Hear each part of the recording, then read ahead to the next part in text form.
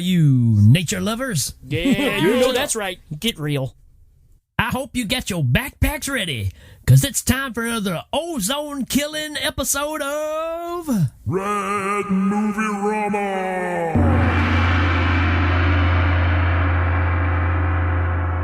And boy, do we have a good one for you this time. This is another listener request, and this one comes from... Derek Bourgeois. But we all know him as Derek B around here, and he wanted us to check out the awesome Nature Runs Amok Jaws ripoff Day of the Animals.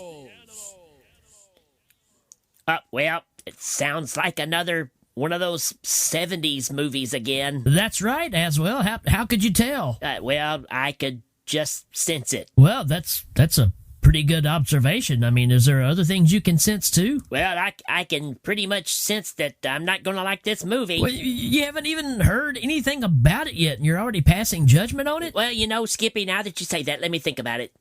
Yes, I'm passing judgment on it. Well, Day of the Animals was really popular when I was a kid. It was on TV all the time. I always got this movie confused with the one that's got that guy driving a Trans Am on it. You got this movie confused with Smokey and the Bandit? Well, of course he did, Skippy. Look who you're talking to. Well, anyways, we got a lot of ground to cover. See what I did there? It's pretty funny, huh? Not funny. So let's get on with it. Take it away, Rick. Boy, I sure would like to do the synopsis on this one, man. Oh, really, Randy? So you want to do the synopsis for this one? Oh, I so do, boy. I love those animals. Oh no. Don't do this, Skippy. Don't Here we do go, it. boy. Day of the Animals is a 1987 musical about a band in the 60s ate a whole bunch of mushrooms while they sang House of the Rising Sun. This movie is written and directed by Annette Funicello, and it has an all-star cast with Cheryl Tiegs, Gary Coleman, Zac Efron, and starring Liam Neeson as Jimi Hendrix. Back to you guys. Well, there you go. Tried to tell you. Well, nice try, Randy. So, anyways, take it away, Rick.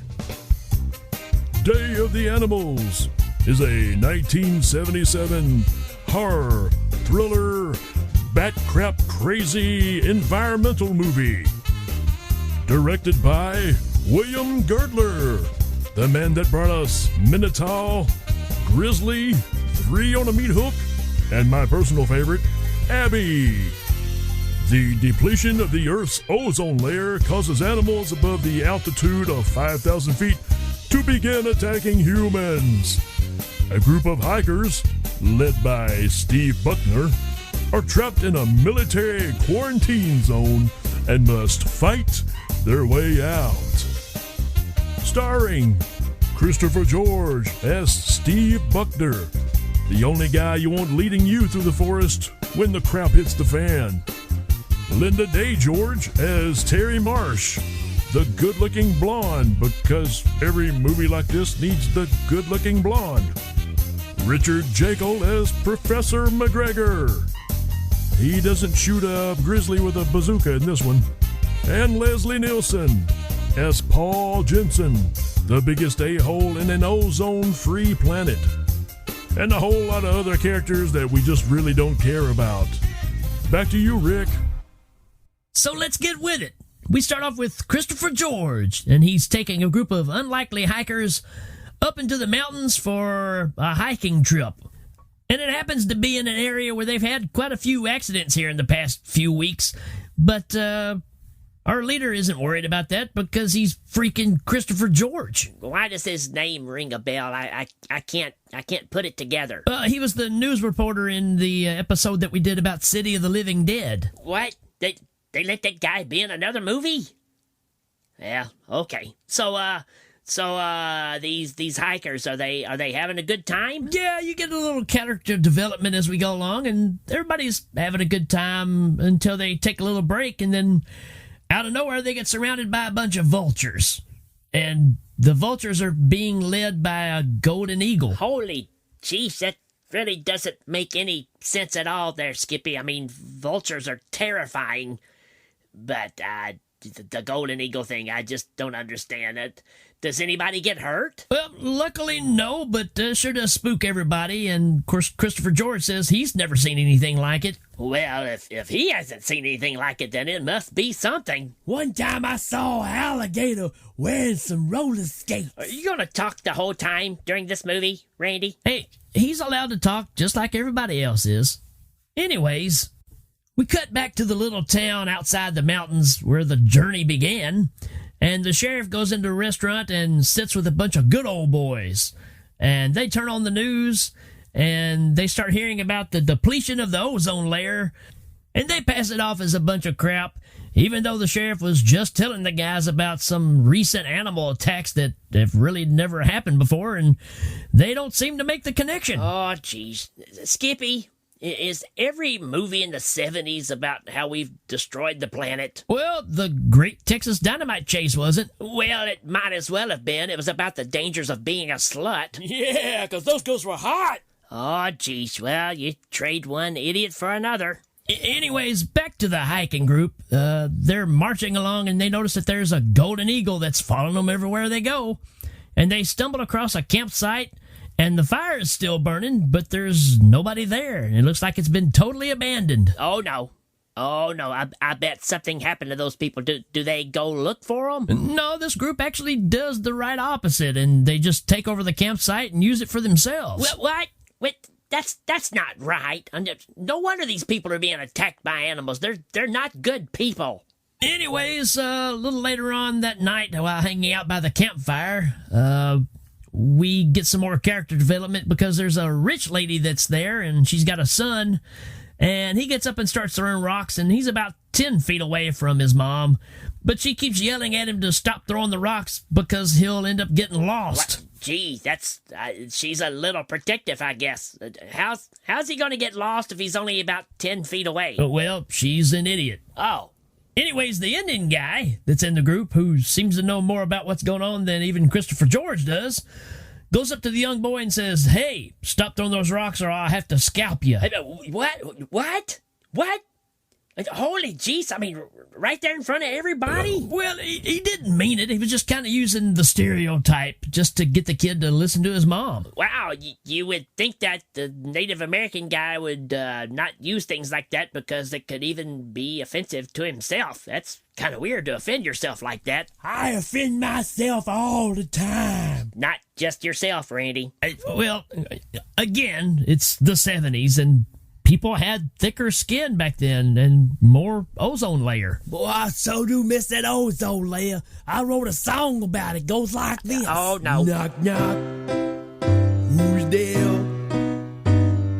Ozone layer. Ozone layer who? Ozone layer has gone away. Melting like a candy cane. Ozone layer's knocking at your door. He's not gonna stop, is he? Probably not, but let's get back to the movie. And so the mom gets kind of frustrated and walks off to be by herself for a moment, and the Native American guy follows after her to encourage her that, hey, your son's a good kid, and he just needs some leadership. And then she reveals how hard it is to be a single parent, and so that gives us a little insight on why she acts like she does. Well, that does make a lot of sense, and by the way, she's been talking to everybody. I can see why she'd be single. Hey, now, that's not very nice as well. I call 'em as I sees 'em there, Skippy. Well, I guess it is lucky for them that they found the campsite, because at least they have a nice, safe place to sleep through the night. Yeah, for the most part, until one of the ladies gets attacked by a wolf in her sleeping bag. Oh, I sure don't like when that happens, boy. That would freak me out if it was a wolf in my sleeping bag. Oh, I'd have to smoke, I don't know, maybe 4 more packs of cigarettes. Geez, you're a nut job. The wolf wasn't in her sleeping bag. She was attacked while she was in her sleeping bag. Yeah, I bet that was hot. Lord help us. So the next day, Christopher George gives the husband of the lady that was attacked instructions for the two of them to hike back down to a ranger location for a helicopter to come pick them up and take them back to town and take care of her wounds. Okay. Wait a minute. So they're gonna send these people out on their own. Oh, I don't see anything wrong happening here at all. That's all. Well, you see, they still don't realize what's really happening so far in this movie. So this is probably normal protocol for whenever somebody gets hurt on these hiking trips, they follow this procedure.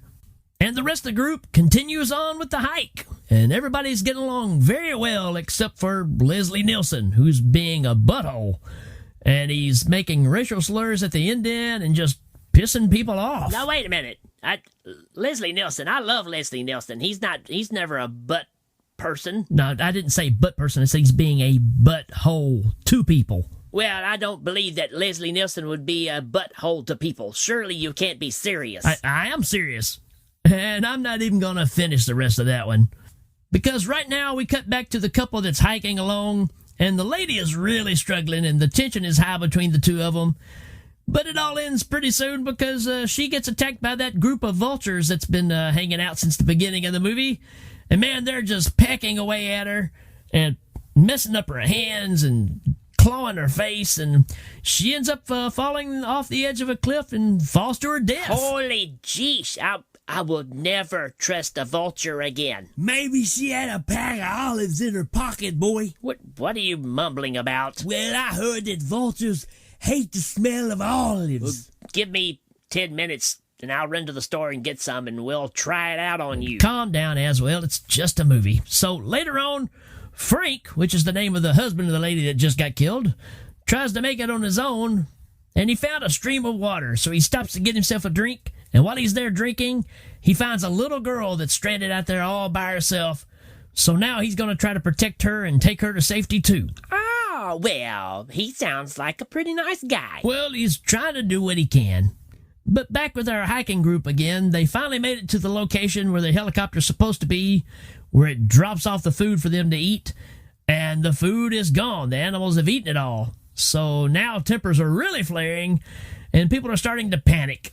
And Leslie Nielsen becomes an even bigger butthole, and he claims that they should all stay there and wait until the next helicopter comes to bring the food for the next day and take them all to safety. But Christopher George says, if we stay here tonight, gather as much food as we possibly can and head on and try to make it back as quickly as possible, because you don't know when the next helicopter really is coming. Sounds like to me maybe they just need to sing a little song together. Maybe they can sing a song about, I don't know, Toy Story or A Bug's Life. Hey, maybe they can sing a song about how Randy's a moron. Be nice, fellas. Anyways, the sheriff gets a phone call in the middle of the night, and it says that the military is taking over the whole situation, and this is happening everywhere where people live above 5,000 feet. So it's pretty much become martial law. Well, I guess he needs to, get up and get dressed and go down there and take care of a little business then. Yeah, you would think so, but he decides to get a midnight snack first. So he goes in the kitchen, and then he gets attacked by a bunch of jumping rats. What? Wait, what? What? Jumping rats? Yeah, he just sets a plate of food on the table, and instantly there's 15 rats on it, and they jump off the table and jump up on his face and just start biting his face. Well, there you go. That's not good at all. I mean, they carry lots of disease. He may need to go get a tetanus shot or something. Well, at the moment, he's pretty freaked out, and he goes and wakes up his wife and tells her to grab her crap because we're getting out of here. Well, at least maybe the army guys will find the group of hikers, right? Well, maybe if there's anything left of them, because we get back to them and they're getting attacked by 3 mountain lions. Holy crap, everything's just going crazy here. That's not good at all. I mean, these things are vicious. Yeah, they're very dangerous, but luckily just mainly some scratches and probably crap in their pants, but everybody's okay. And but it does make everybody real rattled again, and then they start blaming each other again. Oh, jeez. Sounds like they probably need to get out of there before they kill each other. Yeah, 'cause then it'd just be called Day of the People. Yeah, that's hot. Okay. When one of you talks, it's bad enough you don't make any sense, but both of you together, just complete, utter nonsense. Anyways, back to our group, which is now going to be split into 2 groups because Leslie Nielsen is now taking one group that decides that they want to head back to the ranger post, which is 15 miles uphill. and the rest of them want to continue going downhill because that's what they were told that they needed to do. Well, now that I think about it, that's not a good idea, because don't they know they're stronger if they stick together? Well, we do hear that a lot in life, but I guess when you're in the middle of a life or death situation, there's too many people that want to be the leader, and that never works out good. And we get some more scenes of where the animals are starting to travel together, and they're following right after Christopher George and his group. Well, hold up, Skippy. I've got a question here. So if the animals are losing their minds because of the lack of the ozone layer, then why are they not killing each other too? Well, you know what? That's a very good point. But this is one of those feel good, make you feel bad about our lives 70s flicks. So it's all about the impact on us. Yeah, I know that, but I'm just saying that the animals, if they have gone bonkers, then they wouldn't just have a vendetta on people. They'd be like attacking anything and everything that moves. Oh boy, one time I saw Roller an skates. alligator in roller skates. freaking love 'em. He got in a fight with a bush. Hey, now that's hot. Holy jeesh. Anyways, the animals will be killing each other. I couldn't agree with you more. But then we cut to Frank, again, traveling with the little girl, and they come across a campground, and there's lots of tents and vehicles, but just like before, there's nobody there. Well, that's nice and sweet, but no one cares. I want to know how Frank Drebin's doing with his bunch. Well, he's running around shirtless, swinging a stick, and beating up everybody that doesn't agree with him. Yep, that sounds about right. And he ends up stabbing and killing the young guy that's like in his 20s that's in the group. Holy jeez. I don't know who's worse, that Voorhees guy or Leslie Nielsen. Well, it definitely gets worse because since he killed that guy, now he thinks that the woman that belongs to the guy that he killed now belongs to him. So he throws her on the ground and tries to have his way with her. Oh no. That's what we need, is another movie with another rape scene in it. Somebody needs to, go up and hit him in the head with a rock or something. Well, the rich lady tries to, but she just can't build up the courage to do it. And her and her son run off. But somebody else shows up, a big old grizzly bear. Oh, man. Big old grizzly bear show can kill the mood. Kill the mood? Kill the mood? Somebody needs to hit you in the head with a rock. And that's going to lead us right up into Movie Fight Night.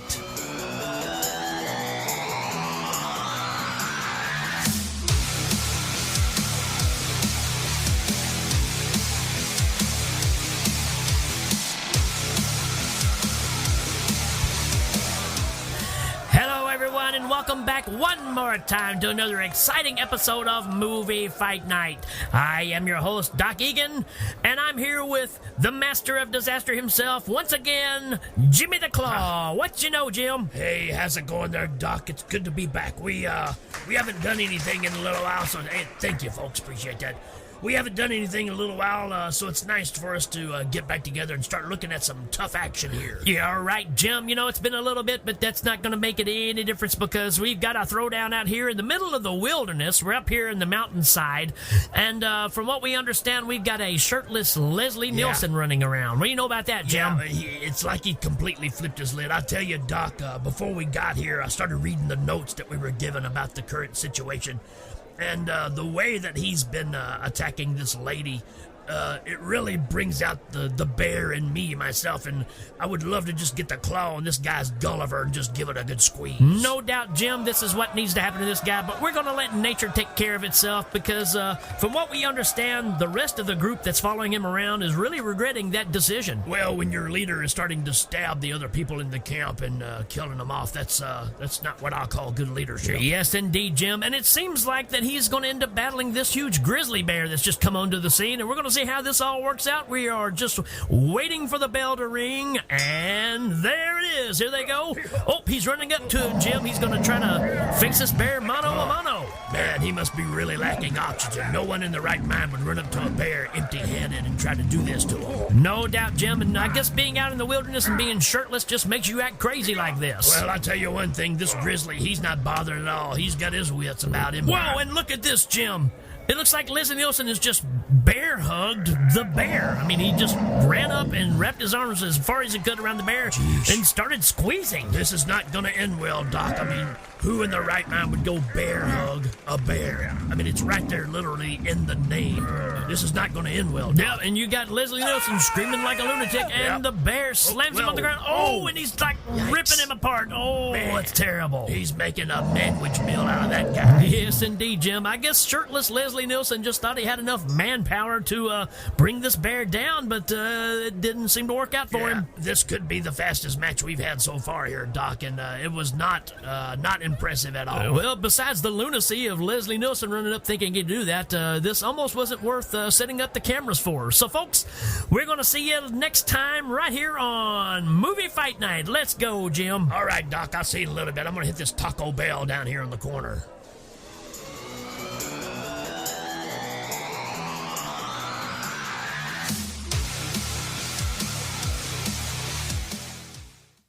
Skippy, that wasn't much of a fight. Well, he was fighting a freaking grizzly bear. What do you expect? Well, that was horrible. You think that's horrible? Frank and the little girl somehow make it all the way back down to the town where all this trip started. Well, that's good. And there's no one there. And they find a military truck, but the guy driving it is dead. And they open up the door, and he falls out. It looks like he'd been snake bit in the face. Oh, no, snake bites. And the local dog, which has kind of been going crazy throughout the whole movie, starts following them around. Uh-oh. So they run and jump into a vehicle to try to get away from the dog. Yeah. And he tries to start it up, but it won't start. Of course. But he notices he's not far from his own car that's sitting over there. Convenient. And he tells the girl to sit there and sit tight. He was going to go get his car and get her, and they're going to take off out of there. So he finds a claw hammer in the backseat of the vehicle, and he jumps out, and he uses it as a weapon in case the dog tries to jump at him. Uh-huh. And he gets over to his car, and while he's watching the dog, he's not watching in the car. Uh-oh. And he opens it up, and there's a whole bunch of snakes in the seat of his car. Oh, no, snakes. And he ends up getting bit by a snake, and when he yells, it makes the dog attack him, and the little girl sees it all. And now she's stranded by herself while he's being eaten alive by snakes and dogs. Holy crap. I know this movie was trying to make a point about the environment, but this is insane. Yeah, it's pretty shocking, but it also makes it memorable. And you know what's also memorable? What's that? We're down to the two ladies and the boy, and they're the ones that were following Leslie Nielsen in the wilderness. Yeah. And they're moving on as well, and they found a helicopter on the ground. Helicopter? And they go to look at it, and then they look off to the side, and there's a pack of wild dogs eating the pilot. Holy crap. And the dogs start chasing them, and they jump in the helicopter just in time. Oh, my heart's racing. I hope one of them has a license so they can get that bird in the air and get out of there. Well, we don't have time to ask those kind of questions because we cut back to Christopher George and his bunch, and they found an abandoned campground again, and it looks like a pretty good place to hide out until they get attacked by a bunch of German shepherds. And the German shepherds end up killing everybody except Steve, the reporter, and the Indian. That sounds like a TV show that I grew up watching.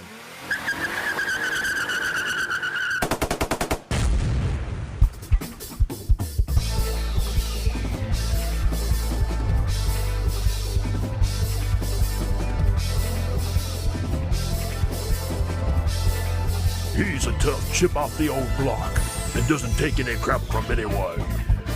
And she's a hot mama who's also a reporter. And don't forget, we've got an Indian. Together they will do the unbelievable. They will stop the unstoppable. They will break the unbreakable. And you can sleep at night knowing that the world is a safer place thanks to Steve, the reporter, and the Indian.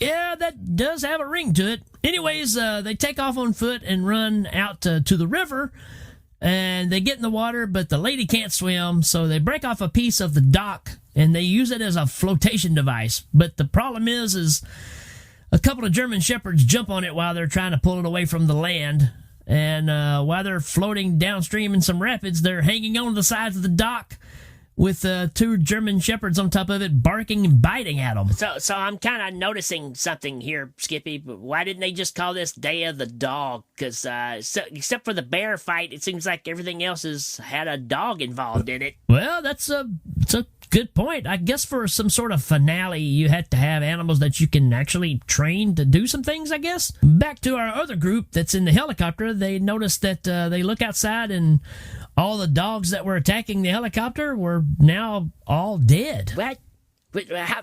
How does that happen? I mean, does Leslie Nielsen come back from the grave and his ghost goes around killing all the animals? Well, at this point, we really don't know what happened. They just kind of dropped down, and while they're looking at the dogs, they notice, hey, here comes another helicopter to come pick them up and take them to safety. Well, that was really convenient with the animals dying and then the helicopter showing up all at the same time. Well, it's a movie, so there you go. Then we cut back to the town, and we've got the military coming down the street in some silver hazmat-looking outfits. They look like robots from 1950s sci-fi movies. And we kind of get a little story about the ozone layer, and it's starting to repair itself. And what happened was this is a virus, and it got into the animals, and it got into the people. And that's why the animals were dying off, and they wanted to round up and see what people have survived and found out if they had some sort of immunity from the virus. Oh, well, how about that? This movie actually makes a little sense. I like that. So what about Steve and the reporter and the Indian? Well, we see them floating downstream, and now they're on top of the raft because I guess the dogs have died, so we don't really know what happened to them, but we just assumed that they died. And but they're floating downstream asleep, and they hear some noise, and they look up on one of the banks, and they realize they are close to civilization. And Christopher George says, "We made it." And that's the end of the movie. Well, Skippy, I kind of have to say, for a guilt trip movie that they made this out to be, that was actually not too shabby. Well, how about that? We finally broke through here and found something that you kind of liked. Well, it could be the fact that it's just not super stupid like some of the other stuff. Anyways, guys, as well like this movie. What did y'all think about it? Well, that's awesome, because this movie is a classic, and I've seen it multiple times. And like I said, it was on TV all the time growing up. So again, if this is kind of your bag, if you like these 70s kind of flicks, the whole nature runs amok thing because we're terrible people and we destroy the planet, this is a definite one to check out. So folks, we will see you next time. Adios. Good show, everybody. That was fantastic. All right, Aswell, go ahead and get things set, and we'll get out of here in a minute. I'll be back in a second. Sure thing, Skippy. I'll get everything taken care of. You just go about your business here. All right, bye. Okay, let's look here. Let's see. Celine Dion. Oh, there she is. There's my beauty. Oh, Celine. They just don't make them like you anymore. Now, who's this? Who's this calling here? Oh, it's Court Psyops. Hello, Court. Hey, is it as well as, am I saying that right, or? You are correct. That is right, sir. Okay. How many people are there with you as well? That, like, with the, okay, you guys send in the voicemail, and there's a lot of folks, including somehow Randy Newman. That's miraculous that he's working with you, by the way. But I want to know if, like, how many of you are there in total that are doing this show, and how many of you want to make peace versus how many of you are still battling with me? Holy jeez, that's like asking how many people live at the naval base. Sometimes 2, sometimes 40. I don't know. Oh, okay. Well, it seems like all of the people that were on that message, there was a lot of them. So, is it safe to assume that more of you would like to make peace than would like to continue warring? Oh, yes. Okay. Absolutely. It's because the way it's been going, it hasn't been good for us at all. At all. So, yeah, we're kind of hoping that maybe you guys could make it nice and friendly, because that's what makes the world go round. Well, as well, I had no idea that there were so many of you, let's just say, in that studio. Okay, so whenever the show came at me like it did, which is Ricky essentially came at me like he did, I assumed it was all just Ricky getting my wrath. I had no idea the rest of you, let's just say that are in that studio, because I'm not sure what the situation is. I didn't know the rest of you were getting hurt by it too. You see what I'm saying? Like, I wasn't aware because I did not listen to the show until you messaged me. I had no idea there were that many of you being hurt. Yeah, several of us. Holy geesh, some of them are even crying because they're like, that's not how we want this to work, and we like Court, and I think Rick does too. It's just, he was just poking little fun. I will admit we're going to miss RoboCourt. Yeah, we can do without RoboCourt, because if Ricky really wanted me on the show, he should have known all he had to do was ask. He didn't have to pull all this stuff. So wait, wait. Just wait. So you're saying that if he asked you to be on the show, you would come on the show? Yeah, I would have done that. I mean, we probably burnt that bridge. And everyone that's there, and can you pass this on to everybody else that's innocent in this, that's, let's just say, in the studio? You get what I'm saying? They're listening. They just got duct tape on their mouth. That's probably a wise choice. Also, that could be considered kidnapping, so we need to cut this conversation short so that you can get them untaped. One, first, I'm not a criminal, and two, they're not kids, so you can't really kidnap someone who's not a kid. I'm not sure that's how that works, but I'm not here to argue with you as well. I'm here to try and broker this peace. I can let bygones be bygones, and I might be able to undo and fix some of the shit that I've broken in Ricky's life.